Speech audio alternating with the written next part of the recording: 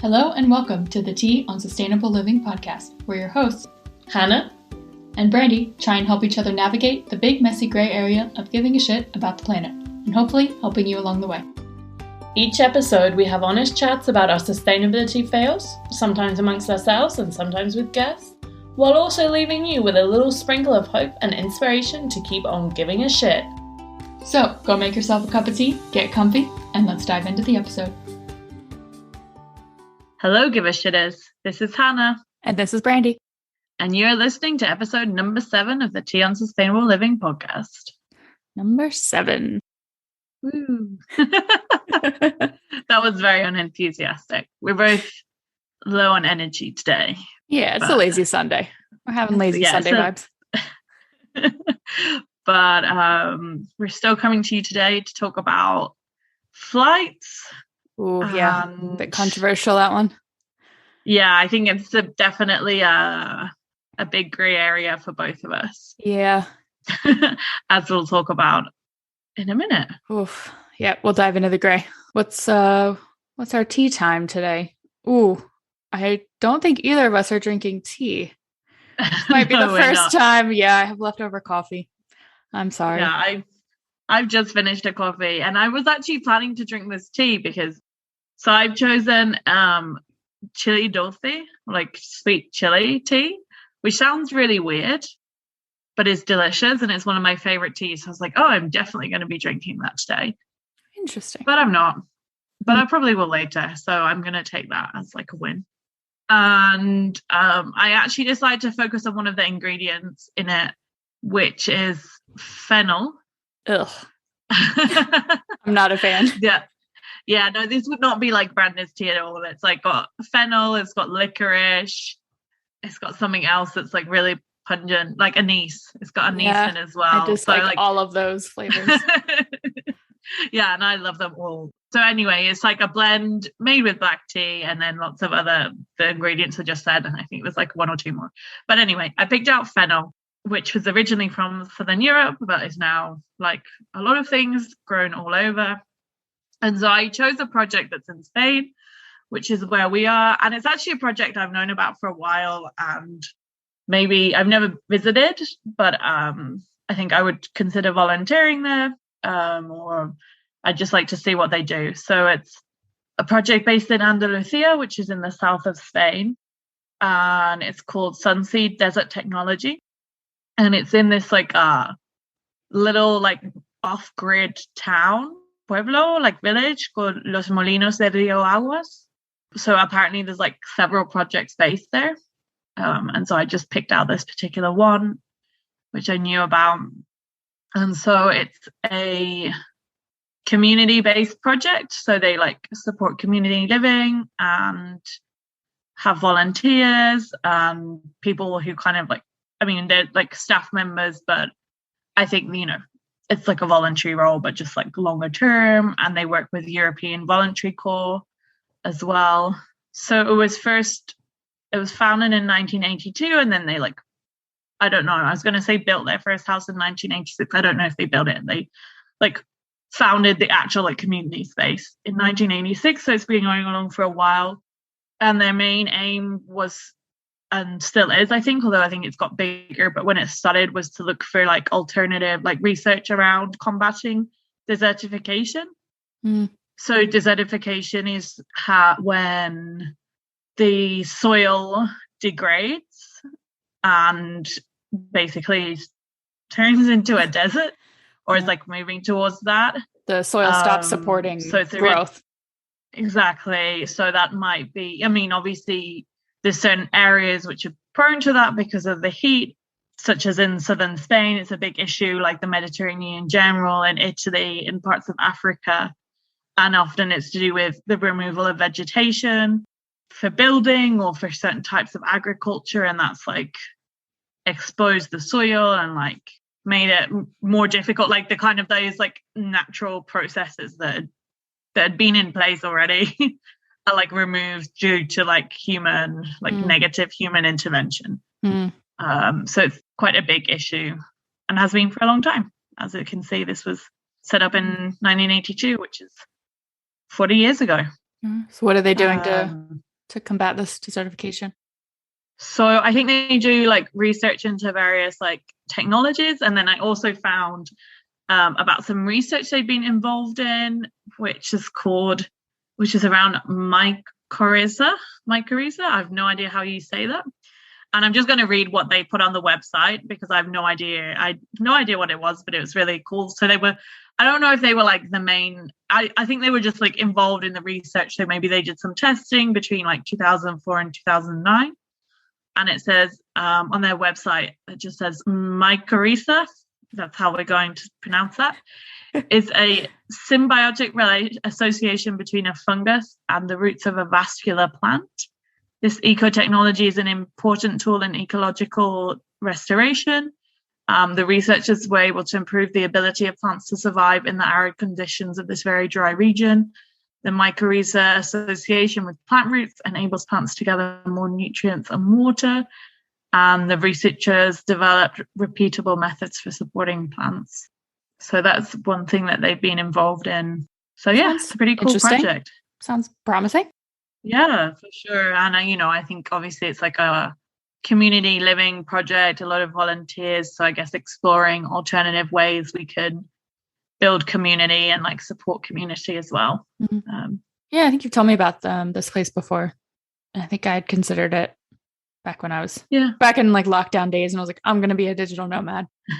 I felt like I needed the complete opposite of, being forced to stay in our homes. Right. But I have not gone that route. But I think, I still like the idea of maybe volunteering one day. Maybe we could do it together. Yeah, for sure. That could be cool. I think I'm always like, if I'm going to volunteer, I need to do it for like 6 months. And then I'm like, well, no, like you could just like go and, go for a couple of weeks and see what it's like. Yeah. So, yeah. Especially because, we're relatively close. Yeah, for sure. And I think, they like do educational work in the local communities and like partner with universities. And like, I think it's the kind of thing you can also like just visit for the day and like see what they're about. Yeah, that could be cool. That could be to do cool. To start. Just like visit it, check it out and see like, interesting. Something to consider. Yeah. Trip to Almeria. Yeah, a relatively local trip, which is nice because we don't have to fly there. Like that segue? Yes. That was very neat. So, we're going to talk about flights today, which I'm going to spill the tea, but I think you probably have the same amount of tea to spill. Yeah, I think so too. Which is, I live abroad, right? Mm-hmm. So me too. I travel back to the UK to visit family, to visit friends, and I also like to go on holiday. So I would fly for holiday. So I did obviously COVID's made it a bit different, but before that, I would probably do at least 4 return flights home, visit at least 4 times. Mm-hmm. So that's 8 flights already. And then if I did say 2 journeys for fun, and it could be more, it could be less. Mm-hmm. That's 4 flights. So at least 12 flights in a year, mm-hmm.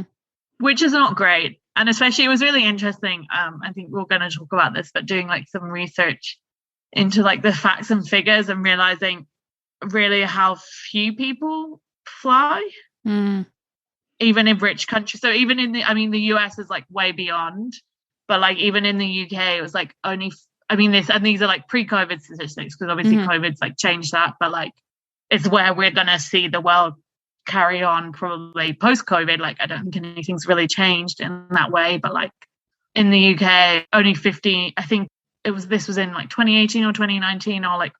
We'll post the link in the show notes, but it was only 50% of people in the UK had taken a flight, and most of that was 10% of frequent flyers. And I'm I'm in that category. I'm a frequent flyer. And that's not great. No. Yeah, I think with COVID, we saw a temporary drastic change because people weren't traveling. But yeah, I'm curious what the numbers are now compared to pre-COVID. I'll see if I can find something. But yeah, I definitely in the frequent flyer category. And I feel even though I think I took flights more frequently when I lived in the States, now that I am abroad, it's much longer. Obviously, it's much further to fly. Yeah. I think it'd be something interesting we should do. I kind of vaguely did it when I was at home over Christmas, looking at my carbon footprint if I didn't include the flights and looking at it if I did. And yeah, definitely above the average. Yeah. And I don't know, maybe we can do an episode looking at like carbon footprint.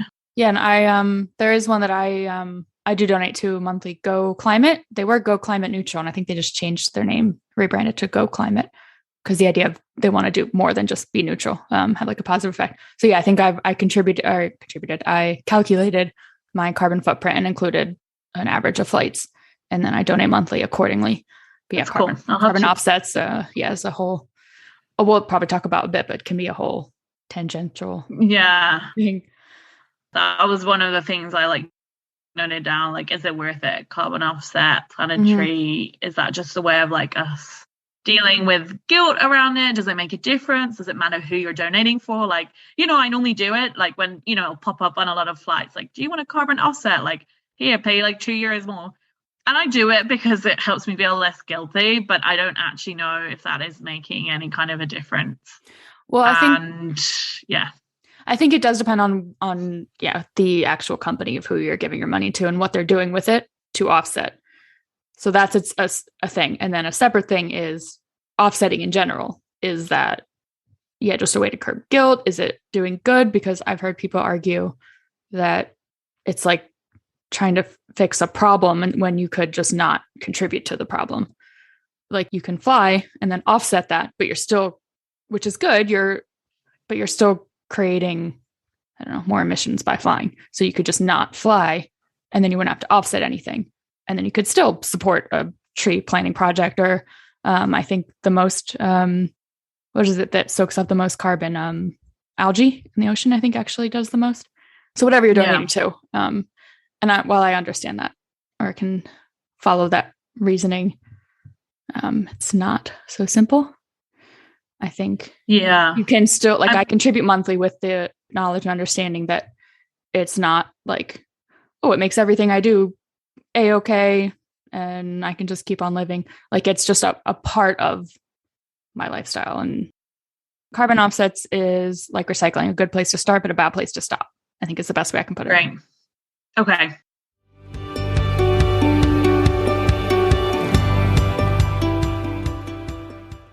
Hello, Give-A-Shitters. Brandy here. I just wanted to quickly interrupt this episode to tell you a little bit more about our show notes.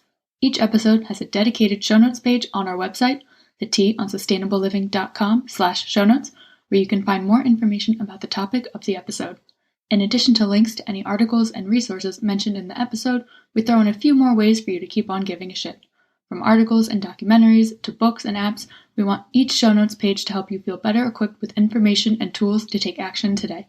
You can think of it as a choose-your-own give-a-shit adventure. We'll also update you on our chosen actionable item from the episode to let you know how it's going for us. So, after this episode, head on over to our show notes page at thetonsustainableliving.com/show notes. All right, now back to the episode.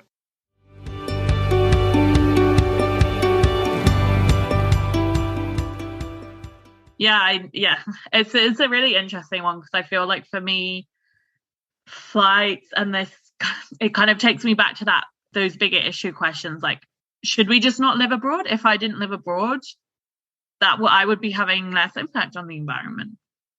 Mm-hmm. And is it like an inevitable, like, then even taking that even further, like that kind of one of those big picture questions about like changing our lifestyles in order to defeat climate change? That's really not what's going to happen, but like to mitigate the impacts, mitigate some of the impact. Yes.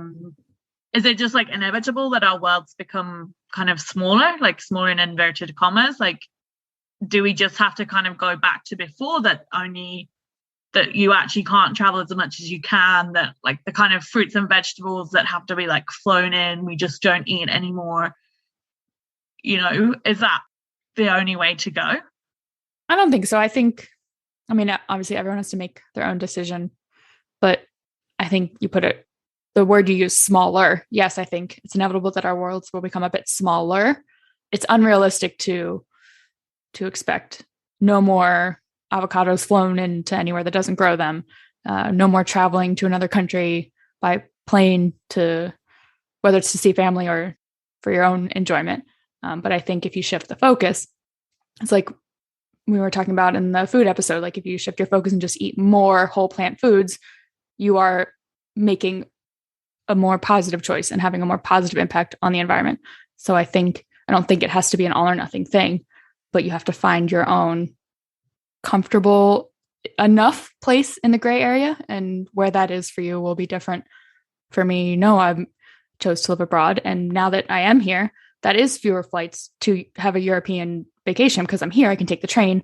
Yes, I have taken short haul flights because sometimes it just doesn't work out timing wise or budget wise, but I know I could do a better job at allowing for more time and space in my budget to do the more longer but lower impact forms of transportation.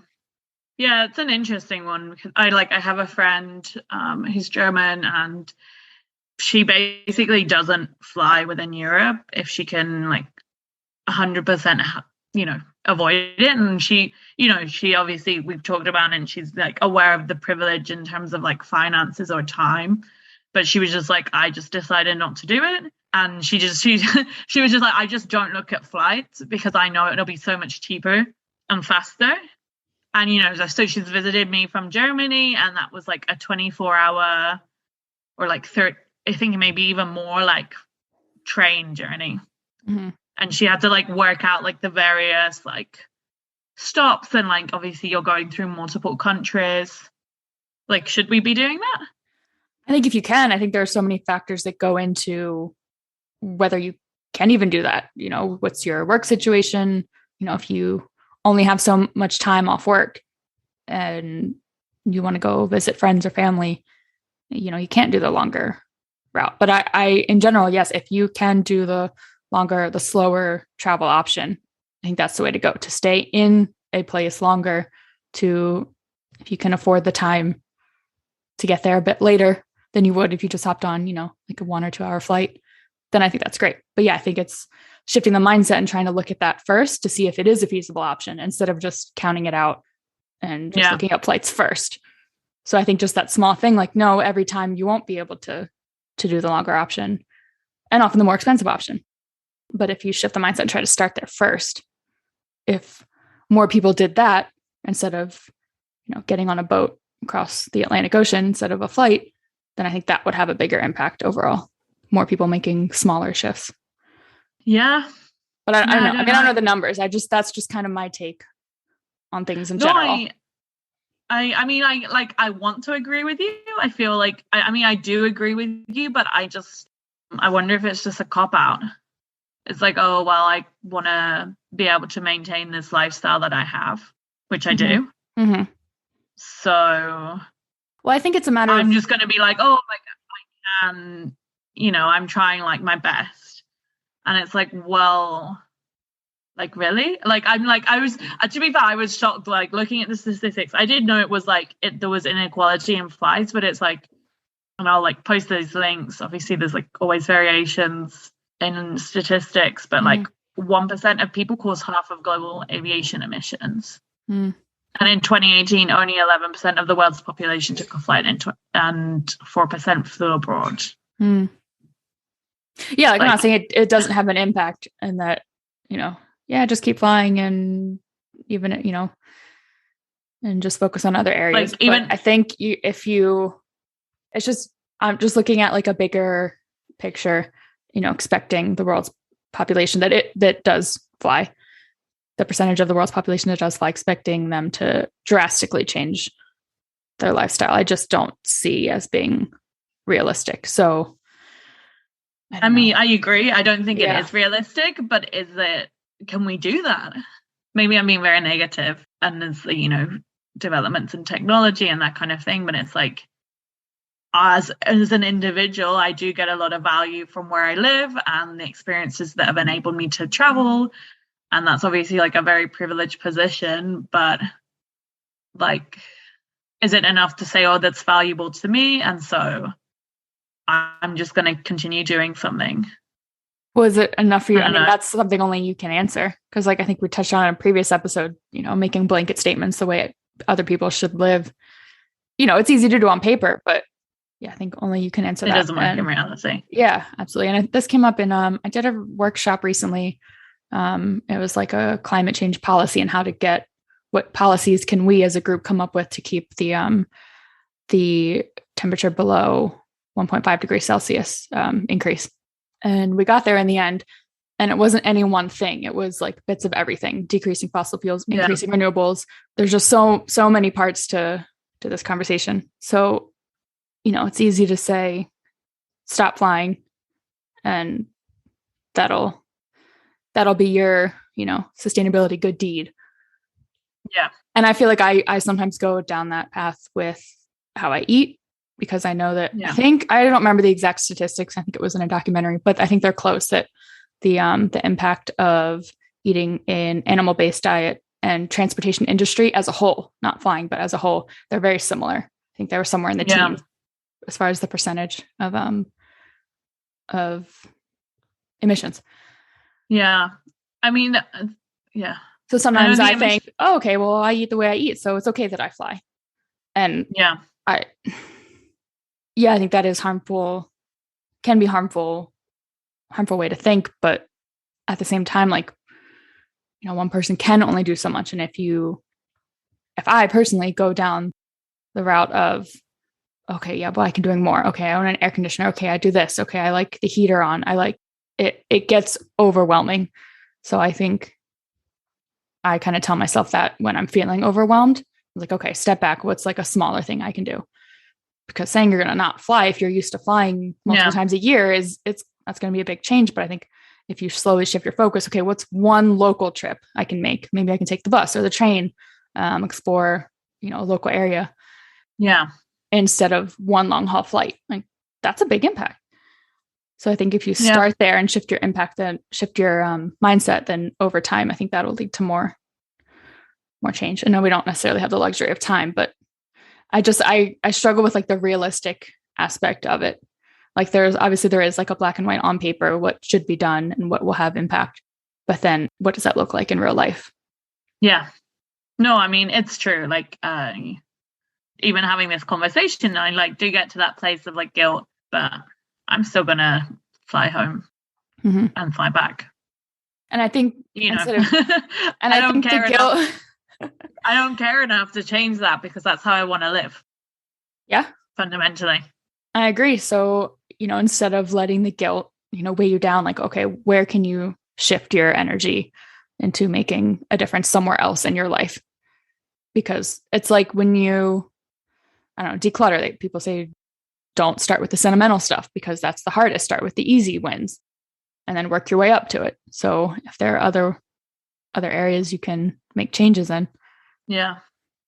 And I think it'll be interesting. I think a kind of hopeful element. I mean, I don't think there's a clear solution right now with flights because. Well, the clear, simple solution is to stop flying. Haul, especially. But no, okay. No, it is. Yeah. That's the clear, simple solution. But if we want to be able to be mobile, like be able to travel further, I don't think it's necessarily like clear cut, but like, I think even within the air industry, maybe for, environmental reasons, but just like practically, like they have to find solutions for sustainable fuel. Mm-hmm. Because the fuel they use right now isn't sustainable. So in the long term, I mean, I don't think I know very little about this, but from what I've understood, there isn't really a good alternative right now, but there seems to be quite a lot of research into electric planes or using different types of fuel. So, maybe there will be like a technological breakthrough. I think that was part of our, part of that workshop too. Those types of technological breakthrough, and us as a group, we decided not to like rely too much on that. And then like you can mess with the settings for this workshop to see the impact it has on the temperature.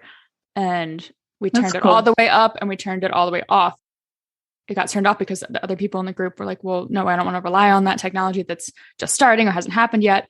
And I argued to turn it on like a little bit because I think it is a part of the solution. And that was part of what got us to under 1.5 in the end, in this hypothetical world where us four people were making the climate change policies.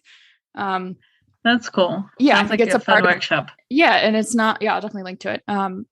It's definitely not like, put all your hopes and dreams on this technology, but it does need to be a part of the conversation. Absolutely. So what are some actions that we can recommend? I think I like the points you made about mindset is probably a really key one. But it's difficult because it's not like a tangible thing. We'll leave links to, I think looking into carbon offsets, but no, like doing your research. If you're going to do carbon offsets, do your research, but also think of it like recycling. It's not like a great place to stop. Maybe some shifts around like travel in terms of holidays. If you can afford to and you have the time to, why do you want to do a long haul flight? Like, what is it about that country? I'm not saying you can't visit, but is there like a way you can take a longer trip? Is there a way you can find what you're looking for, like closer to home, to do like a short haul flight, or even to go by a train? Or is there a way that you could like make a longer journey an enjoyable experience? Could a long train journey be part of the holiday? Yeah. Maybe not, like. Even if it replaces one flight instead of, if you can't do it the whole way. Yeah. Can you be a tourist in your own city, state, country? I mean, that's obviously the US is a big country. So the carbon imprint of traveling from one side to the other is not the same as traveling from one side of Spain to the other side. But yeah. And also, I mean, this is kind of getting into another topic that's a big one, but like, encouraging governments to give funding for more sustainable travel methods, trying to reduce the cost of like train tickets. I mean, there's issue like high-speed rail links. There are also issues with that because obviously it like affects the land. And I think that's like a kind of another episode. Yeah. But like, there are ways which we can make different types of travel faster and more affordable. So yeah, I think traveling more locally, longer trips are good places to start. And I think being a tourist in your own town, like was I talking with the other day? I can't remember, but like how many times I feel like every city I've lived in, there have been whenever I've told people I live in this place, like, oh, well, have you done this or have you been here? Like, no, because no one from out of state has come to visit me. So why do we need other people to like do the things in our own town that bring in tourists every year? That's very true. And maybe you stay in a local hotel, local boutique hotel that's not a chain, and the money's going to go back to the local environment, the local city, wherever you are, and to make it feel more like a trip. Yeah. Because I think what people want ultimately is, obviously if you're not like visiting people when you go somewhere, is like a sense of like newness. It's new and different. But I think if you shift your mindset, shift your perspective, like you can get that from where you live. Yeah. I remember someone I followed on Instagram would talk about like she would kind of try and create the experience in her own city of being in a different place. So she would be like, oh, I want to pretend I'm spending the day in like Paris. So I'm going to like go to like a cute like cafe, like French cafe. I'm going to like, go to an art gallery. I'm going to like go and have a glass of wine. Like, I know that's like not, you have to be a certain type of person with a certain type of imagination. But I was like, I actually quite like that idea. Like, can you, thinking about those elements that you like of being in that place or that you'd want to experience, can you like bring those in to like a day out in your own city? I like that. If you can remember her account, send it to me and I'll add it in the show notes. I like that. I will do. We're trying at least for like a morning or an afternoon or a weekend and just seeing why not. Yeah. Awesome. I think that's about it for today. I mean, I feel like, there's more to say. Yeah, there's always more. Let's think of this as our initial thoughts on the matter. And if, there might be a part 2 or to be continued. Yeah. I feel like a lot of our episodes are going to end up with a part 2. Could be something we can revisit in season 2. Yeah. Absolutely. Almost like come back to some of those episodes and be like, oh, have our thoughts changed? Blah, blah, blah. Anyway. Yeah. An idea. That is an idea. I like it. But let us know on Instagram. Do you take flights? How many have you taken?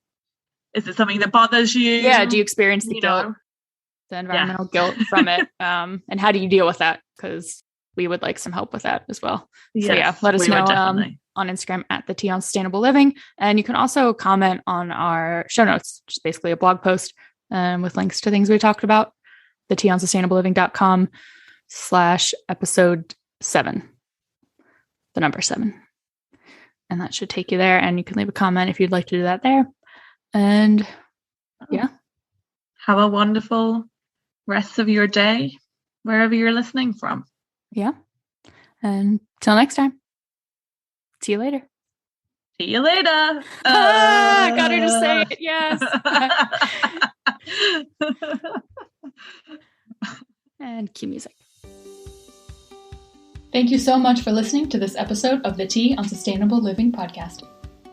If you made it to the end, we can only assume that you've enjoyed this episode. Please consider sharing this with a friend or family member who could use some support on their sustainability journey.